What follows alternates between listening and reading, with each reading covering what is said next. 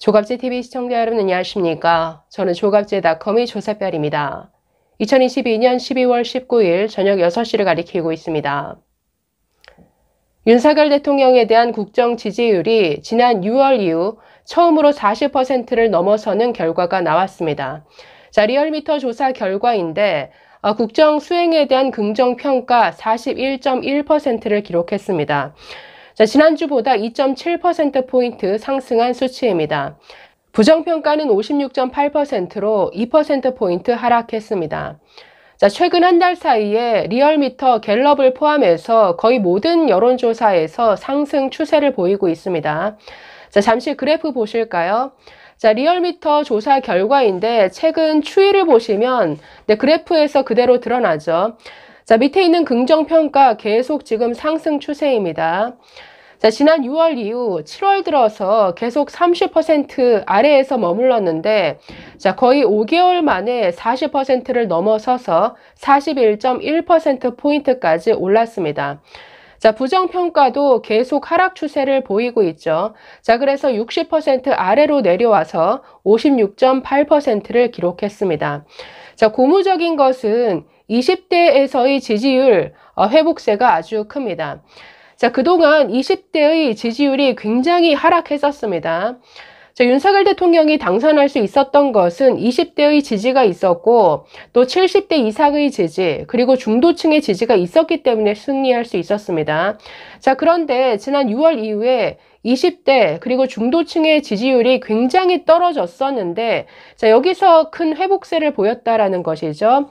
자, 연령별 지지율을 보면 20대에서 무려 9.5%포인트나 상승했습니다. 자, 지난주 20대 지지율이 28%였는데 이번 주에는 무려 37.5%를 기록했습니다. 자, 그동안 20대의 지지율이 거의 20%에서 거의 올라오질 않았었습니다.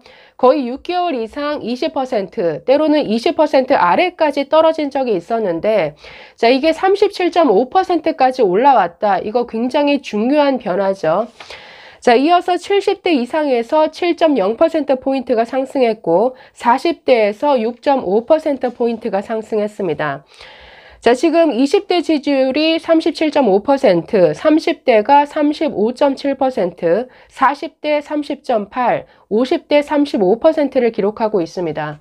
자, 그래서 전 연령대에서 지지율이 20대까지 떨어진 적이 있었는데 20대, 30대, 40대, 50대까지 이 지지율이 30%대를 회복했다라는 것은 굉장히 중요한 변화죠. 자, 지역별로도 좀 보면 부산, 울산, 경남에서 8.1%포인트가 올랐습니다. 또 대전, 세종, 충청 지역에서 7.1%포인트가 올랐고 대구, 경북에서 6.7%포인트 상승했습니다. 자, 그래서 전 지역별, 전 연령대에서 계속 지지율 상승 추세를 보이고 있기 때문에 이 추세라는 게 중요하죠. 그동안 계속 하락 추세였다가 아주 30% 박스권에 갇혀 있었는데 이게 거의 6개월 만에 40%를 회복했다. 이게 어디까지 상승할지는 좀 두고 봐야 할 것 같습니다. 자, 정당 지지도를 보면 더불어민주당이 지난주보다 1.5%포인트 내린 43.7%, 국민의힘이 2.7%포인트 오른 41.4%로 각각 집계됐습니다. 자, 국민의힘도 7월 그 1주차 이후에 23주 만에 40%대를 회복했습니다. 자, 민주당과 국민의힘 그 양당 간의 지지도 격차도 줄어들었는데 갤럽 조사에서는 국민의힘의 지지율이 더 앞서고 있죠.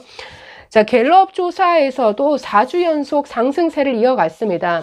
자, 대통령 지지도가 지난주 갤럽 조사에서 3% 오른 36%를 기록했고 부정평가는 3% 내린 56%를 기록했습니다. 자, 그래서 갤럽 조사에서도 4주 연속 상승세를 보이고 있습니다. 그러면 최근에 이런 대통령의 지지율 상승세의 그 원인이 뭐냐? 아무래도 윤석열다움을 보여줬다. 뭔가 윤석열다움을 회복했다. 이런 게 큰 요인이 아닐까 싶습니다. 윤석열다움이라는 것은 법과 원칙이죠.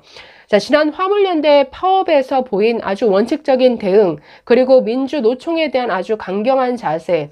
자, 이뿐 아니라 그 문재인 정권과 아주 차별화를 제대로 최근 들어서 보여주고 있죠. 자, 문재인 케어를 아주 작심 비판하면서 이대로는 안 된다. 건강보험 개혁해야 된다. 자, 이뿐 아니라 연금, 노동개혁, 교육개혁. 자, 이것도 인기가 없더라도 원칙적으로 해야 되는 일은 인기가 없더라도 밀고 나가겠다. 자, 이런 뚝심 있는 모습을 보여주고 있습니다. 자, 여기서 뭔가 윤석열다운 모습이 부각된 것 아니냐. 자, 그래서 지난 정부와 아주 차별화되는 이런 원칙을 가지고 뚝심 있게 밀고 나가는 이 모습에 뭔가 국민들이 지지를 보내는 이런 모습인 것 같습니다. 자, 또 하나는 민주당이 워낙에 못하기 때문이죠. 반사 이익의 측면도 있죠. 자, 민주당. 그동안 민주당이 계속 보여준 발목 잡기, 정말 저질 가짜뉴스, 거짓 선동에 정말 국민들이 아주 한멸과 염증을 느끼는 것 아니냐, 그에 따른 반사이익 아니냐. 자, 게다가 뭐 민주당이 거의 이재명의 발목이 잡혀 있습니다. 그래서 이재명 방탄당이 되어버린 민주당의 모습, 계속 이재명의 사법 리스크가 부각되면서 계속 날마다 지금 대장동 관련 뉴스가 날마다 쏟아지고 있죠. 자, 그래서 이런 뭔가 이재명의 어떤 방탄이 되어버린 민주당, 뭔가 이재명과 그 주변의 아주 부패와 비리가 드러나면 날수록 이게 당연히 윤석열 정부에 대한 반사 이익으로 작용을 하겠죠.